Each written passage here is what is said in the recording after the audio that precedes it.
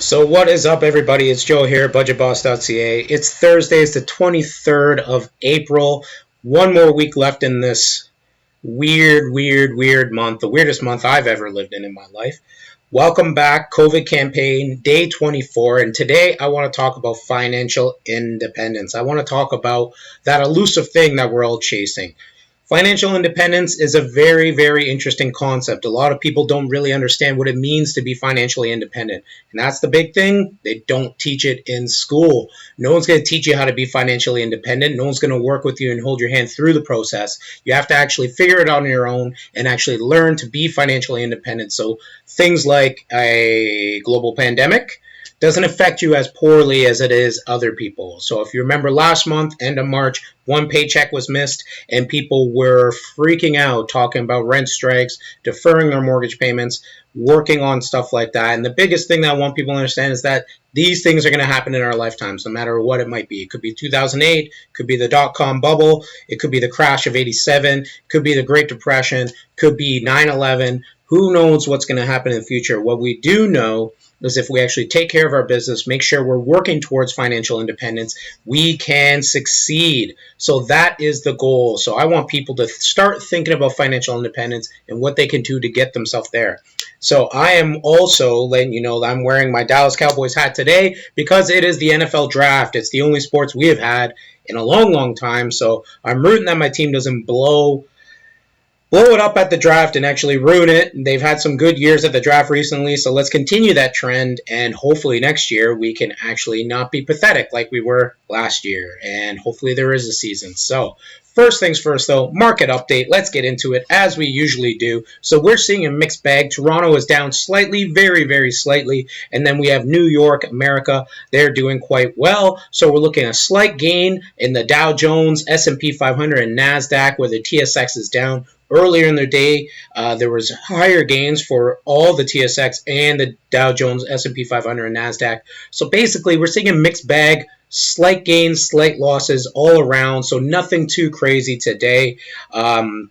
Very modest gains, so nothing really to think about. Continue actually practicing and understanding the market. Want to talk to someone about your investments, reach out to me. I'm more than happy to reach out to you and speak to you about what you got going on with the markets right now and how you could take advantage of a down market. But again, we're not making drastic moves without proper advice. Make sure you're doing that. Also, I want people to get their emergency benefit. Remember, by the end of the month, we have to apply again. You have to apply on a monthly basis. So get your benefit for May so you can make sure you get your bills in for May. And also understand that this is a taxable benefit that you will have to pay back next year, a portion thereof. So I would suggest save at least 15% of it. That's $300 of your $2,000 benefit if you can. If not, make sure that when you go back to work, if you go back to work, that you're putting money away to make up this benefit last year, because it's not being automatically deducted from you. If you did apply, they gave you the money real quick. So make sure you're doing that. Also, make sure you're downloading the combo expenses worksheet. Lots of people are downloading this. It's a great worksheet to help you get organized, get yourself ready, get your budget in order. And I want people to do that during this time. We have lots of time to get things going. So let's make sure we're doing that right now. Okay? So let's jump into my post and my take on financial independence. And this is from June of last year. Now, it's an ambiguous topic. A lot of people don't really understand what it means to be financially independent.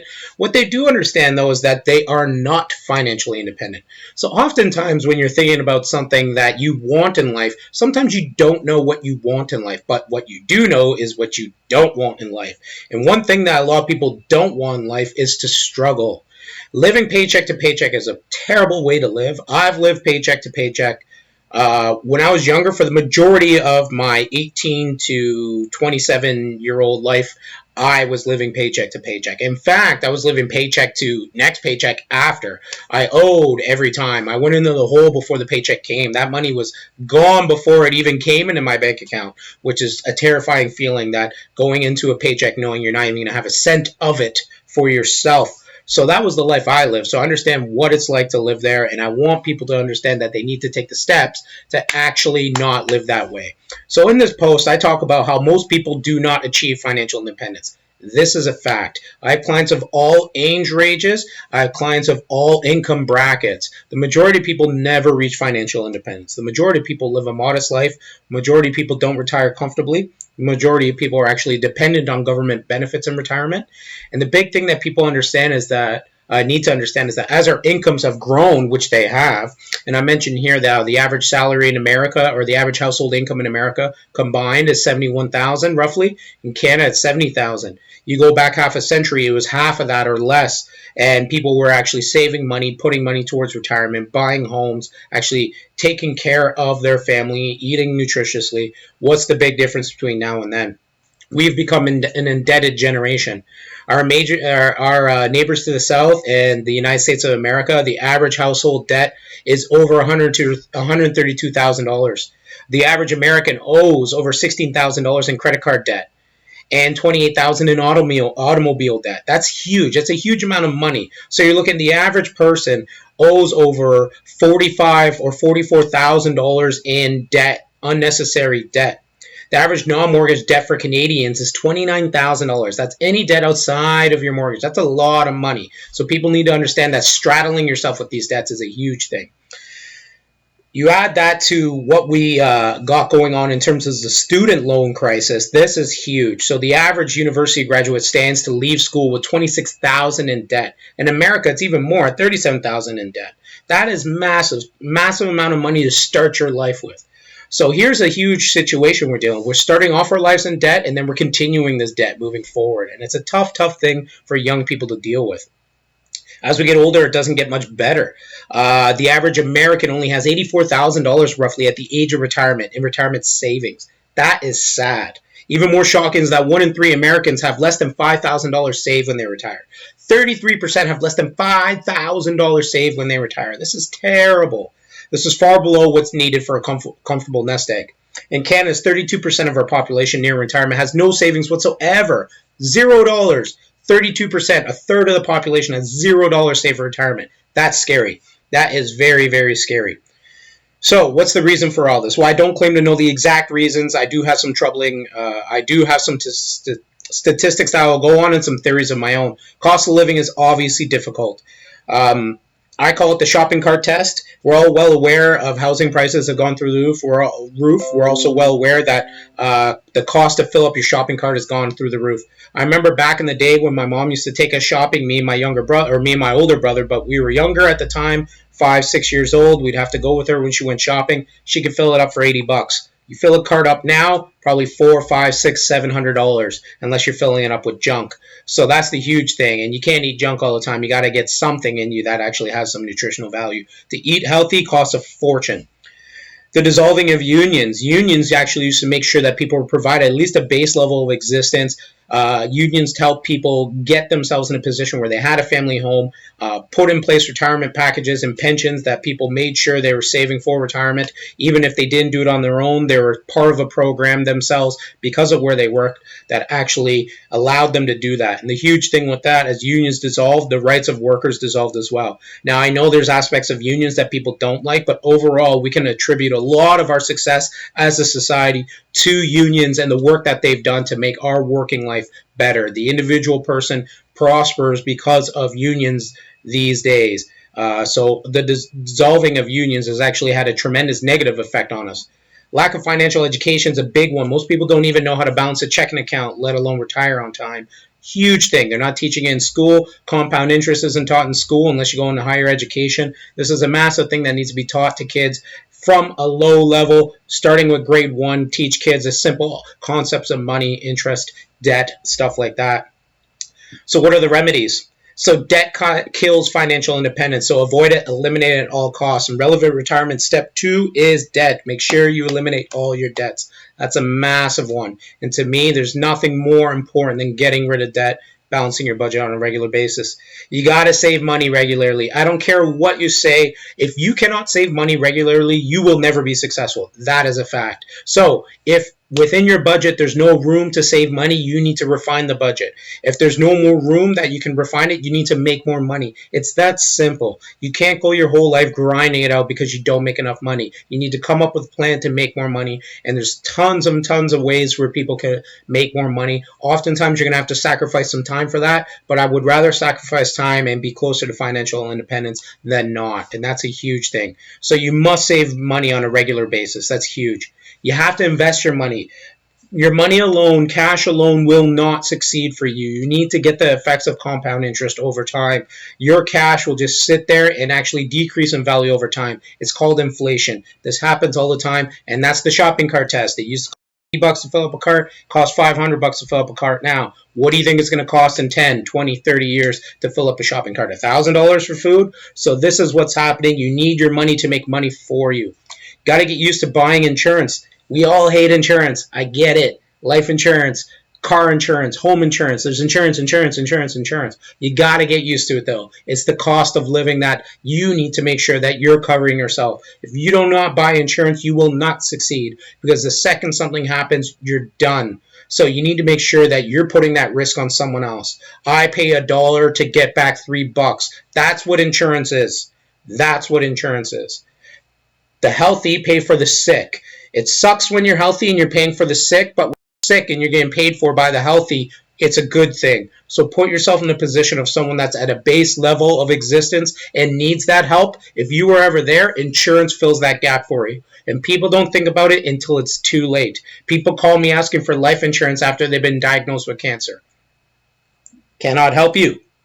Get it while you're healthy. Understand that it's cheaper when you're healthy. And then later in life, if you ever do need it, it's part of your overall financial planning package, and you will succeed, and you will actually be able to live a proper life. Pay off your home. I talked about this yesterday. Pay off your home. Pay off your friggin' home. I don't care what anyone says. They are wrong if they're saying that paying off your home is not important.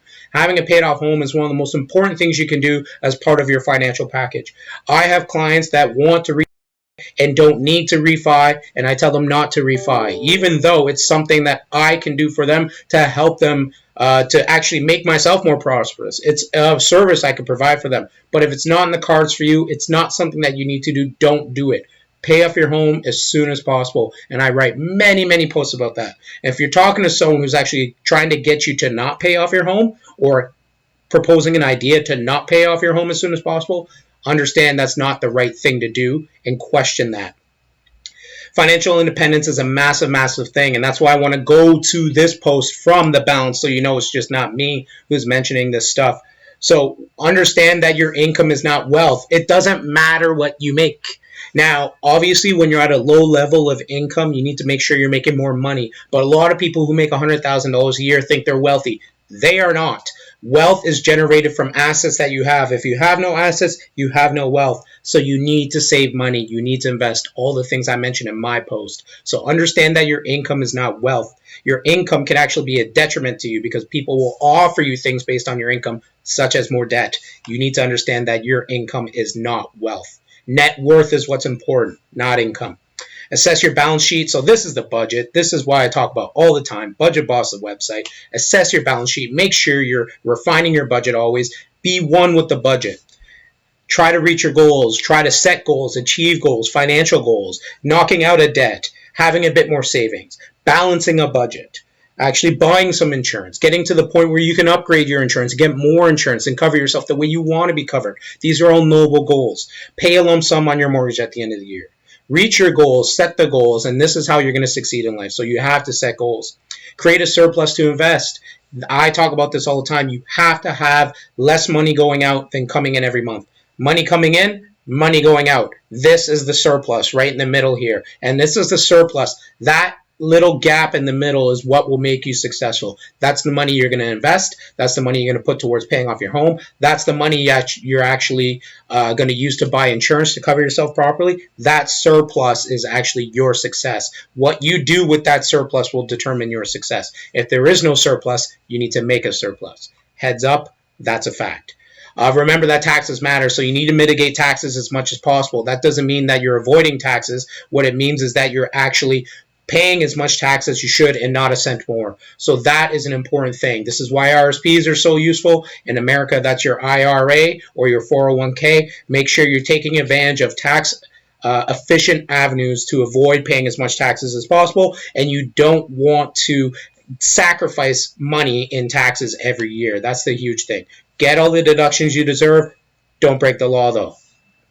Take control of your time. If you're actually utilizing your time properly, you will succeed. So making sure that your time is utilized properly, because time is money. You can't get time back. You can't get the early effects of compound interest back. That's one of the things I regret the most, is I didn't start investing when I was 18, 19, 20. I started when I was 30. That's 10 years of compound interest that I missed. So I want us to actually start now. Take time now. Get rolling now. And take advantage of your time.